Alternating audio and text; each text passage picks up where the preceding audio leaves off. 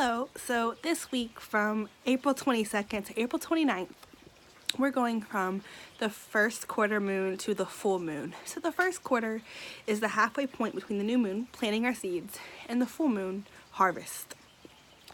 And as we begin this week, we're kind of stepping up to the plate, taking care of the foundation of what we're trying to build. And then at the end of the week, it's going to be about culminating that and seeing our plant starting to bloom and seeing some of the things that we have built come into fruition. Right now in the first quarter, we're in the moon Leo. And so it's about being who you are, letting your light shine. And how does your light shine? How does your creativity help you lay the brickwork for what you want to grow and build? Then on the 29th, the full moon's going to be in Scorpio. And Scorpio is about going into the depths, dealing with your shadow side, the things that you don't exactly like people seeing or the world seeing or yourself seeing, that really need to come up so you can heal and release them, because they're also where your power comes from. Your power comes from the things you've been through and who you are through all of that. And being able to go through the death and rebirth and connecting to who you are. And so this full moon is going to be about harvesting and connecting to our deep, intimate relationships, our gifts, our powers. We've kind of done the derebelling, and we can step into enjoying more of that and feeling more at home when it comes to dealing with the heavy stuff. So the moon starts in Leo, which is creativity, self-expression, allowing your heart to shine. We're going to feel just very into being who we are. Then the moon's going to move into Virgo.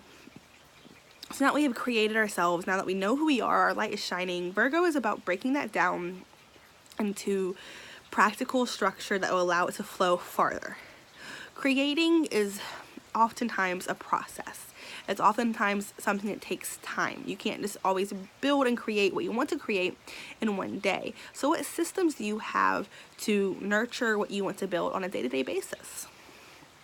How do you look at your needs analytically and apply the best system to taking care of them? That doesn't mean ignoring how you feel. It just means being the most practical about dealing with how you feel and finding solutions to the things you need to find solutions to and allow things to grow in the best way. Then the moon's going to move into Libra. And it'll be a lot about balancing and harmonizing. We have our systems, we have our flow. Now we got to meet other people. We have to meet them and see what of our systems really work, what doesn't. Where do we need to compromise and kind of allow that person to step up? Where do they have something to offer that we don't? The great thing about partnerships is you don't have to do everything on your own. You don't have to fill every single box.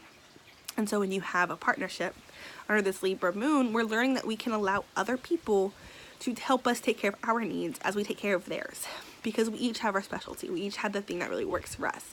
And so this Libra moon is about stepping into that, allowing that to happen.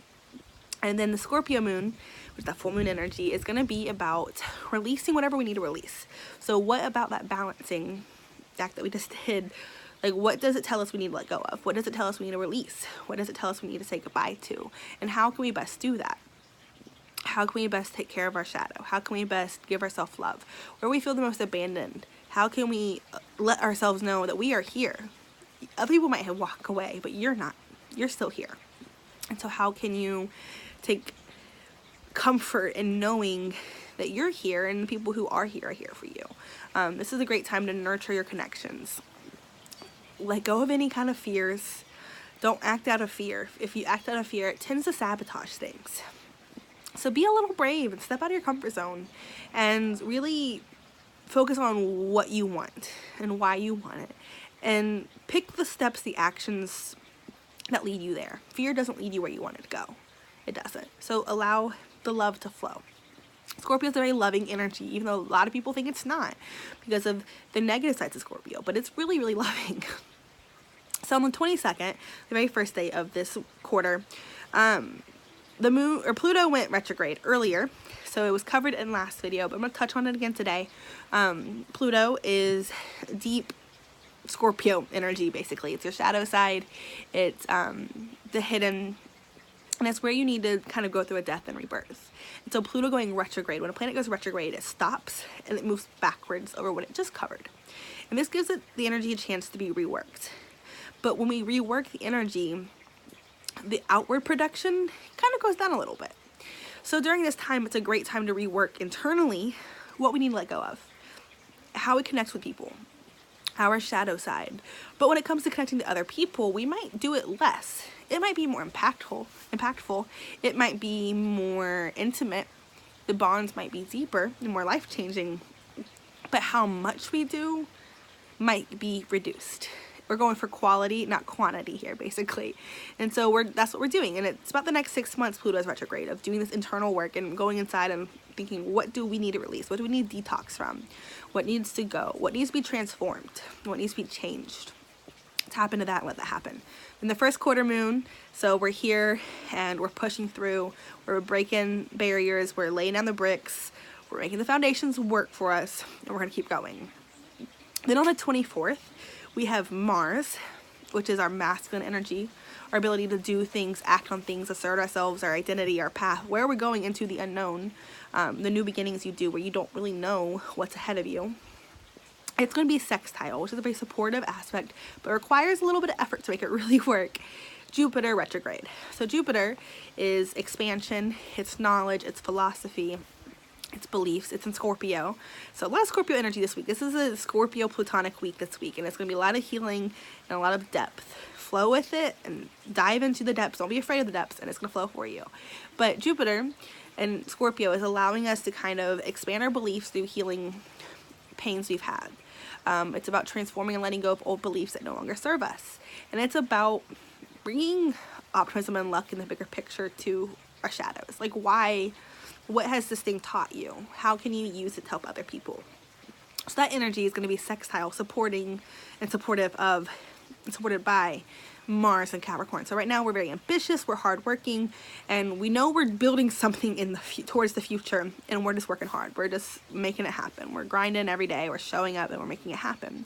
And so if you take the time to pause and look inside at your beliefs and kind of clear out some things, you might notice that some of the things you're working on might improve because you clear out things that no longer work.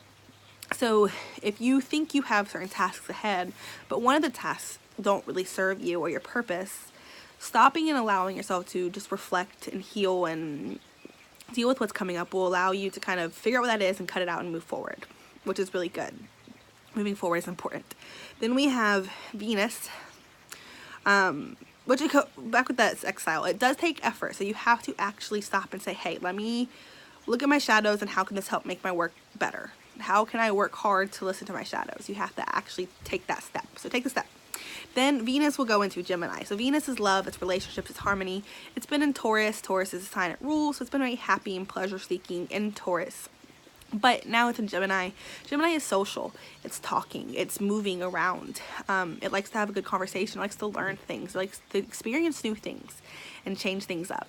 So with Venus and Gemini, expect to be more talkative. Expect more people to kind of show up, and expect the way you relate to people to be very verbal. You can benefit a lot from conversations with other people and hearing what they have to say. You'll be able to see the mirror into yourself through other people, and you'll be able to relate to people and meet people on that social mental level. Ideas will sync up well. Enjoy it. It's going to be a pleasurable time. Then on the 25th, we have Mercury square Saturn, which Mercury has been doing a lot lately, and kind of always does square Saturn quite often, or maybe not that often, but it has been doing it lately. But Mercury is an Aries, so Mercury is the mind. It's that Gemini energy. It's thoughts. It's how you communicate. It's the way you process things. It's an Aries, so it's very passionate, bold, direct. We don't always know what we're saying, but we know we need to say it, and so we're saying it. We're kind of blazing new trails, and we're on the front line of communication and thought and ideas. This is square Saturn. Saturn is that disciplinarian energy. It is the energy that you take to build things. It rules Capricorn, the energy Mars is in. So it's very driven, very ambitious, very hardworking. It's about rising to the occasion. It's retrograde. So when it comes to rising to the occasion, we have to be more selective at where we want to show up and kind of plan a lot about the structure we want to build before we build it, because we don't have as much energy for building. So what's the most important things you can get done, and how can you do them? And when it comes to your mind and your ideas, and you're getting all these ideas, you want to do all these things, all these projects, all these things you just want to get done, but your energy to get them done is kind of not there all the way.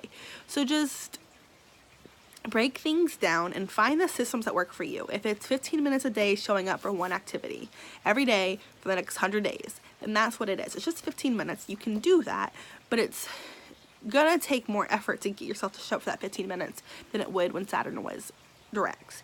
And it doesn't mean you can't get things done, but rather when you take this energy and be really precise with it, you can get more calculating things done. You can be more precise. You can get a lot of good results out of it. But just expect a little bit of mental conflict. But I always find these are great aspects. Mercury square Saturn tends to be really good because we tend to break through them. Mercury is very go with the flow. So when it needs to roll with the punches, it does. On the 26th, Mars in Capricorn is conjunct Pluto. So conjunction is when they are in the exact same part of the sky. Pluto rules Scorpio. It went direct, remember, at the beginning of this week. But Pluto, it went retrograde. So Pluto retrograde in Capricorn is calling us to be very disciplined in how we heal ourselves and going within and actually healing. And Mars conjunct that is going to show that we have a lot of energy for that. You may be feeling a lot lately that it's hard to show up for yourself. People aren't showing up for you. Maybe if you have a strong masculine figure in your life, that they haven't been doing what you want them to. Or if you're a masculine figure, you feel like you haven't been able to offer what you have in the past. This is set to change. This is set to change and heal. What you bring to the table is definitely going to change because you're going to get a more appreciation, like a deeper appreciation for what you can do and how you do things. Mars and Capricorn energy shows us that a lot of what we're doing right now is going to pay off later. It's work now for later gain. And so that's going to start paying off. And there's going to be a huge healing at this time. You have a lot of energy for going within and healing and letting things go. And when you do that with the masculine, you free up your energy for doing things. You free your ability to do things for yourself. And it tends to just make things flow really well. With all that like Pluto Scorpio energy though, don't be afraid of this week. Don't be afraid of this Mars conjunct Pluto energy, because every death and rebirth you go through this week is meant to happen. And the more you can just relax and flow with it and trust that it's in your highest good, that it's literally come from your soul, the easier it is to roll with them. On the 29th, we have that full moon in Scorpio. And that's going to be about culminating and harvesting all this release you've been doing, all that you've let go. And what does that allow you to give birth to? How have you yourself given birth to a new version of you, rising from the phoenix? How have you given a new birth to your foundations, your home, the things you're building, the things you're growing? How have you allowed your expansion of mind to help you in this process? How have you let things go mentally? How have you opened up your mind and see new perspectives, and how have those new perspectives allowed you to grow and heal? So to sum it up, basically this week is about taking our ideas, our creativity, and kind of putting it to the test, and not getting stopped up at the test and afraid of the test, but rather rolling right through it, because we know what to do. You know how to release and let go. And if you don't, reach out. I always do readings to help you through this process, and a lot of the reading too is instructing you how to do this on your own. It's not just me telling you what you need to let go of. It's me giving you practices to also let go of things. I'll leave the info for that below, but or you can just message me, book now, if you're on Facebook. But yeah, so just embrace this healing process. Keep a good sense of optimism and just be prepared to let things go. It doesn't mean the things leaving your life are bad at all. It doesn't. It means the things leaving your life are ready to go. So just let it go, surrender, and enjoy other people. Enjoy yourself. Enjoy your ability to connect intimately, because that's the greatest benefit, I think, of having such deep relationships. Yes, you can be hurt by them, but you also get to have beautiful, beautiful connections. And that's really what it's all about. But until next time, bye-bye.